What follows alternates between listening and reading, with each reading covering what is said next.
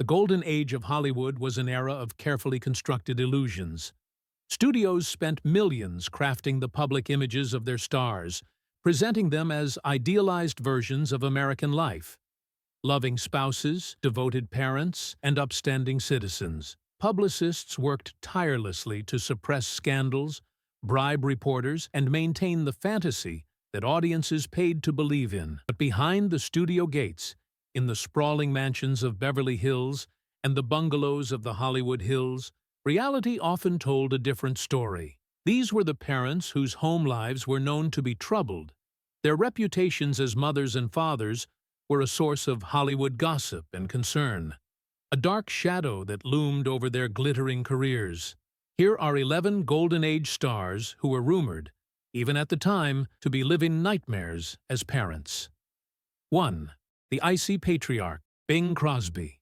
Bing Crosby was the ultimate father figure, the crooner with the warm voice and easy smile, the man who seemed to embody Christmas itself. His rendition of White Christmas became the soundtrack to American holiday traditions, and his appearances in films like Going My Way and The Bells of St. Mary's, where he played kindly priests, cemented his image as a gentle, good-natured soul. He was the kind of dad every family wished they had, the voice of comfort and reassurance during the dark years of the Depression and World War II. But within the tight-knit world of Hollywood, a different story was told. Studio executives and insiders who visited the Crosby home spoke of an atmosphere that was anything but warm. The whispers were about a man who ran his family with a chilling discipline that bordered on the cruel. It was known among Crosby's circle that he was a stern, remote father who demanded absolute perfection from his 4 sons, Gary, twins Dennis and Philip, and Lindsay. While the full extent of the physical abuse detailed by his son Gary decades later in his memoir wasn't public knowledge at the time, rumors of Bing's ice water in his veins approach to parenting were common currency in Hollywood. Colleagues noted the stark contrast between the jovial man they saw on set and the cold, distant figure described by those who knew the family personally. Hollywood columnists sometimes alluded to his strictness, framing it diplomatically as old-fashioned values, firm discipline. Those closer to the family knew it was something more sinister. His first wife, Dixie Lee, was seen by friends as a nervous, anxious woman who struggled with her own demons, including alcoholism that would eventually claim her life. Those who knew her spoke of a woman constantly trying to manage her husband's temper. She served as a buffer between Bing and the boys, attempting to soften the blows that he delivered with alarming regularity. Tragic fates of the Crosby. 2. The royal disaster, John Barrymore. John Barrymore was born into acting royalty and carried himself like a king. The Barrymore family, including his siblings Lionel and Ethel, was the closest thing America had to a theatrical dynasty. John was the great profile, a brilliant classical actor who brought Shakespeare to life on stage and prestige to the new medium of film. His performances in silent films and early talkies were marked by an intensity and charisma that few could match. But by the 1930s and 40s, his reign had devolved into a drunken, embarrassing farce. The great Shakespearean actor was reduced to parodying himself in B-movies, his once noble profile bloated and weathered by years of alcohol abuse, and his reputation as a father, arguably the worst in Hollywood. Barrymore's alcoholism was not a private vice. It was a public spectacle that became a regular feature of the gossip columns. He was frequently seen staggering out of bars, slurring his words at parties. He became a figure of both pity and dark humor, a cautionary tale walking among the living. This public decay had a devastating impact on his children, particularly his daughter, Diana, who was also trying to forge an acting career in the shadow of her famous father. It was widely known and reported in gossip columns that John was an absentee father, more interested in his next drink than in his children's well-being. Financial support was sporadic at best. Despite earning substantial sums during his career, Barrymore's profligate spending on alcohol and his various escapades often left his family in precarious situations. The press often portrayed him as a tragic figure, a genius fallen from grace, destroyed by his own appetites. But for his children, the narrative was one of neglect and public humiliation. Diana would later write about searching for her father in bars, about the confusion and pain of having a parent who was more legend than present reality. 3. The controlling genius, Charlie Chaplin. Charlie Chaplin was, at the height of his fame, the most famous man in the world. His little tramp character was a global icon of innocence and charm, transcending language barriers and cultural differences to become a universal symbol of the human spirit. Chaplin himself cultivated an image of a creative genius, a devoted artist who lived a somewhat eccentric but ultimately harmless life dedicated to his craft. But when it came to his family, particularly his children with his fourth and final wife, Una O'Neill, the reputation in Hollywood was one of extreme control and isolation. Chaplin was in his 50s when he married the 18-year-old Una, the daughter of playwright Eugene O'Neill, and he proceeded to create a secluded, fortress-like existence for his growing family. Together, they would have 8 children, all raised under circumstances that struck many observers as deeply unusual. It was an open secret in Hollywood that Chaplin was a jealous, possessive husband who kept his young wife in a state of virtual imprisonment in their own home. Una, who had been a bright young debutante with her own ambitions, seemed to disappear into her husband's world entirely. She gave up any thought of her own career, rarely socialized outside the home, and devoted herself entirely to serving Chaplin's needs and raising their children according to his exacting standards. This controlling behavior extended fully to his children. Gossip columnists and the rare visitors to the manicured Chaplin estate reported on the strange, cloistered atmosphere. The children were homeschooled and had remarkably little interaction with the outside world. They were raised in an insular environment where their father's word was absolute law and where the normal experiences of childhood, friendships with neighbors, participation in community activities, even simple trips to the movies, were strictly limited or forbidden entirely. Chaplin's reputation was that of a man who was raising his children not as individuals with their own personalities, but as extensions of his own ego, in a bubble completely separate from the reality of the world he himself had conquered. This overbearing control was seen by many as not just eccentric, giving him a dark reputation as a parent who was more of a cult leader presiding over his compound than a father nurturing independent young people. When the family eventually relocated to Switzerland after Chaplin's political troubles in America, the isolation only intensified, creating a hothouse environment that left many of his children struggling to find their own identities. 4. The volatile king, Clark Gable.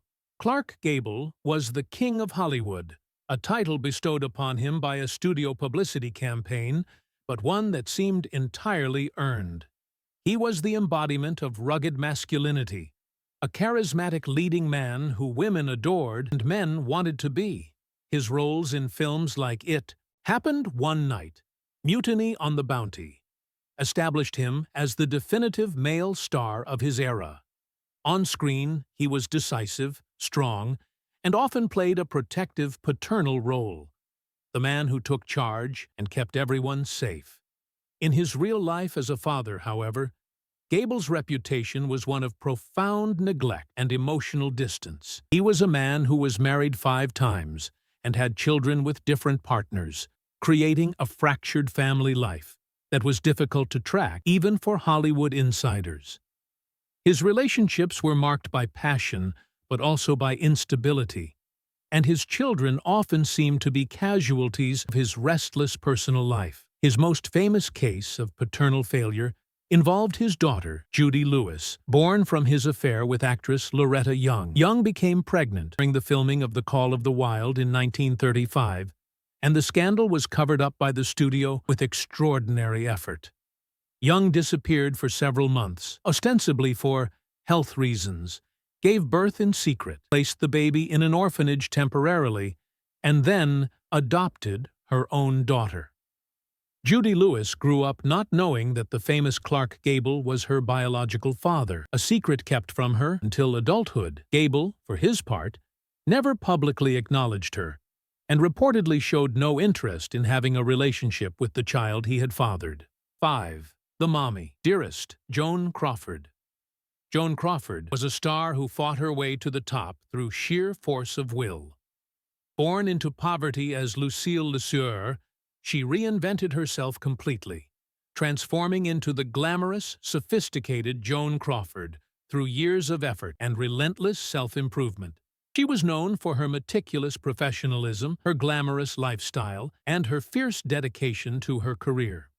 In public, she often spoke of her love for children and adopted 4, Christina, Christopher, and the twins Kathy and Cindy, presenting herself as a devoted mother who had found fulfillment through family life.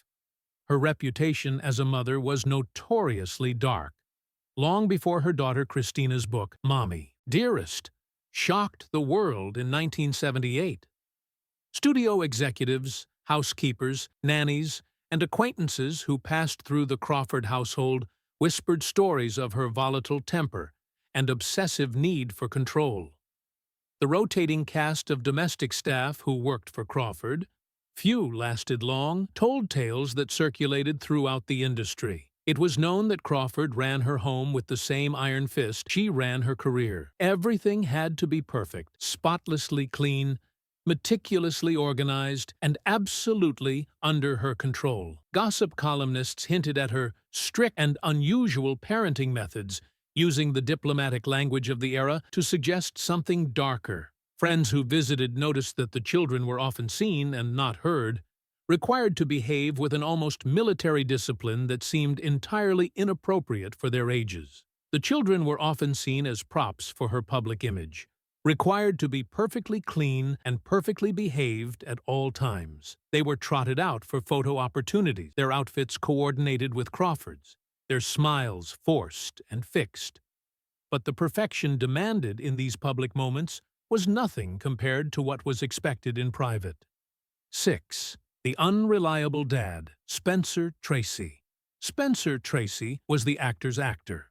His colleagues spoke of him with reverence, and he projected an aura of quiet integrity and moral authority on screen that seemed impossible to fake. Playing judges, priests, fathers, and wise mentors with an effortless realism, he earned 9 Academy Award nominations and won twice. Directors like John Ford and Stanley Kramer sought him out for roles that required absolute authenticity. He made acting look easy, as though he were simply being himself on screen.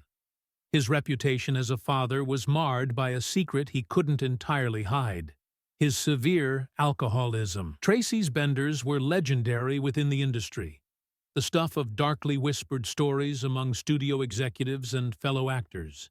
He would disappear for days or weeks at a time, holed up in hotel rooms, unreachable and uncontrollable.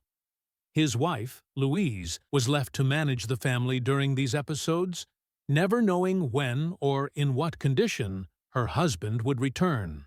It was an open secret that his son, John, grew up in an unstable environment, never knowing which version of his father would come home: the charming, sober man who could light up a room with his wit and warmth, or the volatile, withdrawn drunk who was best avoided entirely. John Tracy was born deaf, and Louise devoted much of her life to his education and welfare, eventually founding the John Tracy Clinic to help other deaf children. Spencer's involvement was sporadic at best, his absences a constant source of pain for the family. 7. The Distracted Swashbuckler, Errol Flynn. Errol Flynn was the definition of a dashing adventurer. With his athletic build, devilish smile, and natural ease on screen, he became the premier action star of the 1930s and 40s.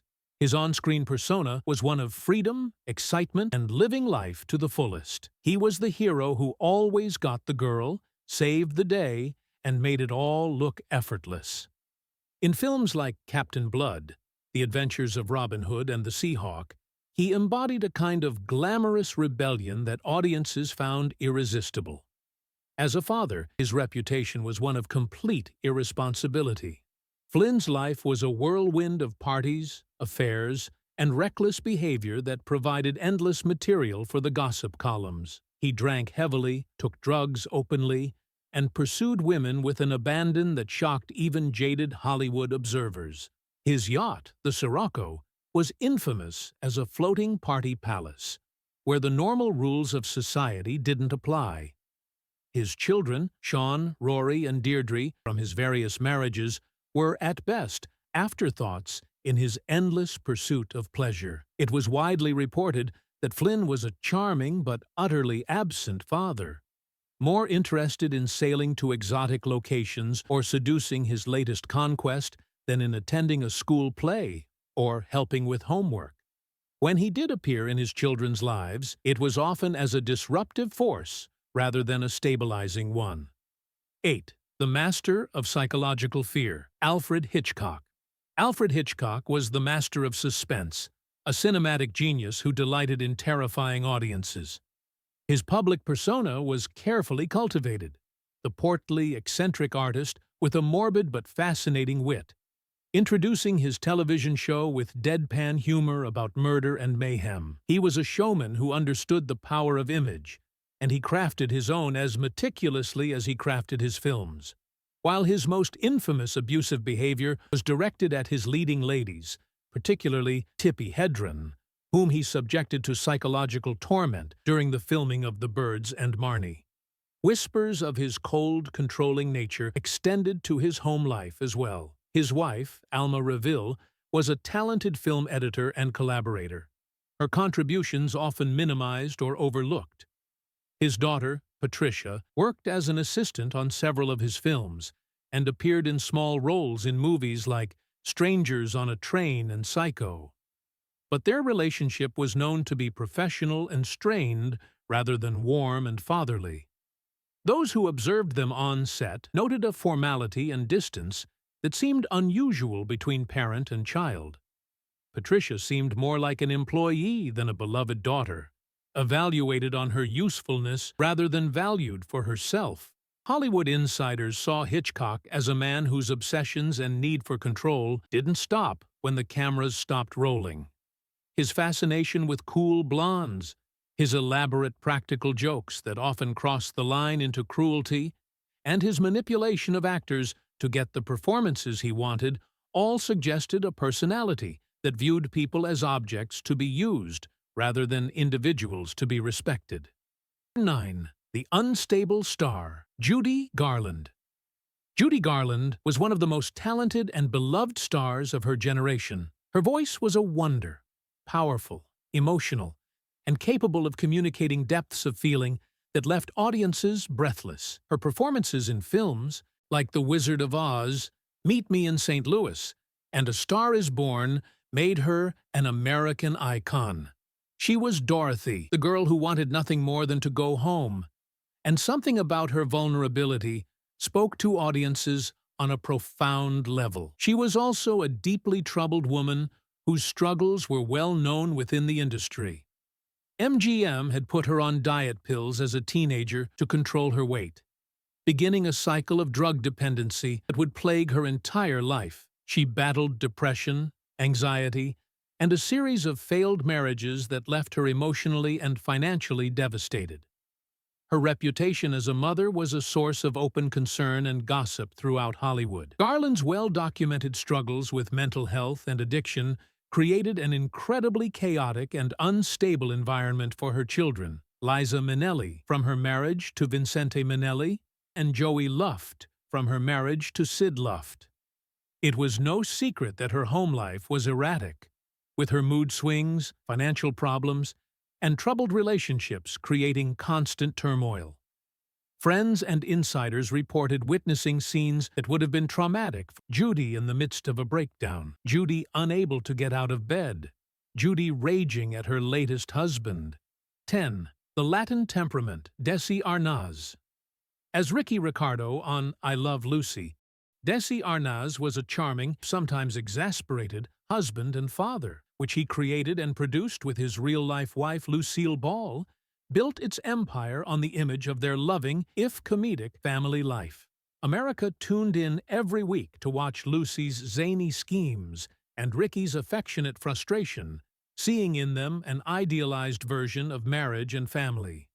The Arnazis were pioneers of television, and their production company, Desilu, would go on to produce some of the most successful shows in TV history. But in reality, Desi Arnaz's reputation as a father was overshadowed by his well-known public behavior that contradicted everything the show seemed to represent.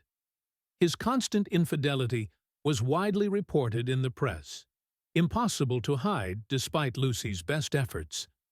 Desi pursued women relentlessly, and his affairs were conducted with little discretion. His heavy drinking was equally notorious. He was a regular at Hollywood bars and clubs, often seen in states of obvious intoxication. These behaviors didn't just create a difficult marriage for Lucille Ball. They created an unstable and often frightening home environment for their children. 11. The Tragic Secret. Jean Tierney. Jean Tierney was one of the most beautiful and elegant actresses of the Golden Age. With her haunting eyes, distinctive overbite, and graceful demeanor, she was a true screen goddess.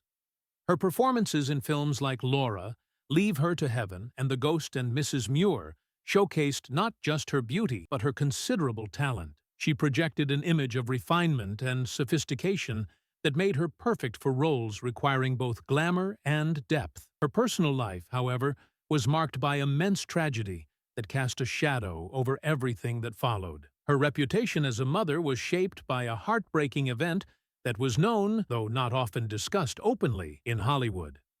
During her first pregnancy in 1943, while married to designer Oleg Cassini, the fan, a young woman who had broken quarantine despite being ill because she wanted to meet her favorite star, unwittingly changed Tierney's life forever.